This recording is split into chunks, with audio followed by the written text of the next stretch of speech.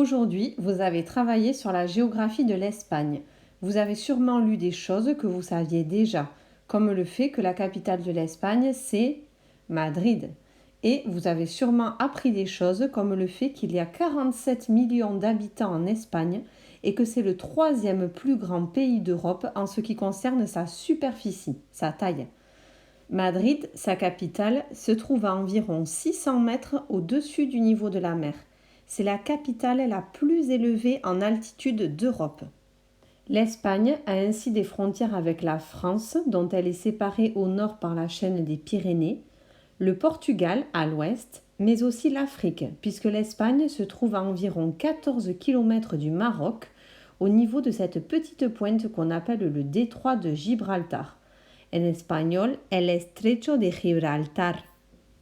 L'Espagne est divisée en 17 comunidades autónomas, communautés autonomes, ce qui serait en France l'équivalent de nos régions. Sauf que ces comunidades autónomas ont plus de pouvoir, sont plus importantes que nos régions. Vous pouvez les voir ici sur la carte.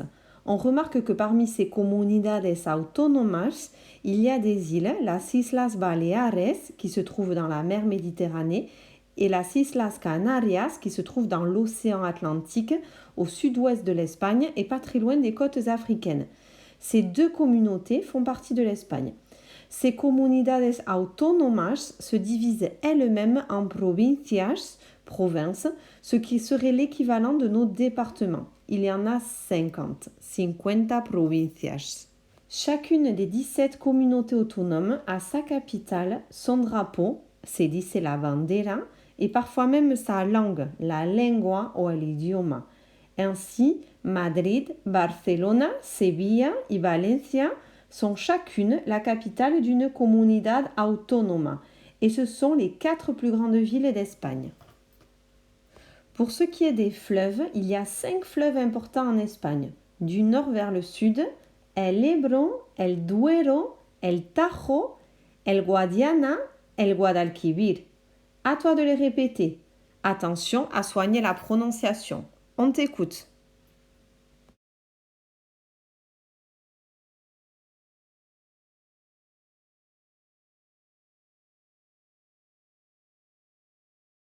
L'Espagne est un pays montagneux avec les Pyrénées au nord, la cordillère Cantabrique au nord-ouest, la cordillère Bétique en Andalousie, près de Grenade, mais le sommet le plus élevé d'Espagne s'appelle El Teide.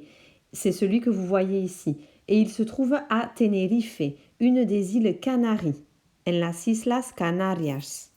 En ce qui concerne le climat, il y a 4 types de climats différents en Espagne. Donc le climat méditerranéen que vous voyez en orange foncé, c'est un climat relativement doux, même en hiver, donc il ne fait pas très froid avec des températures très agréables. Il y a aussi le climat continental, donc c'est le climat que vous trouverez à Madrid. Le climat continental, il peut faire très froid en hiver et très chaud en été, avec peu de pluie. On a aussi le climat océanique. Le climat océanique, c'est le climat que l'on connaît chez nous.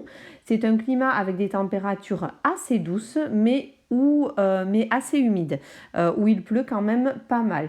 Et enfin, le climat subtropical que l'on retrouve juste dans les îles Canaries, où il peut faire très froid, mais aussi très chaud, avec beaucoup d'humidité. Toutes ces côtes font qu'il y a beaucoup de tourisme balnéaire en Espagne, ce qu'on appelle turismo de sol y playa. Turismo de sol y playa, avec 40 millions de touristes par an. Les 2 côtes qui ont le plus de succès sont la Costa Brava, près de Barcelone, et la Costa del Sol, au sud, en Andalousie. Ne vous inquiétez pas, si vous souhaitez partir en Espagne et avoir moins de monde, il est aussi possible de trouver des côtes où vous serez plus tranquille.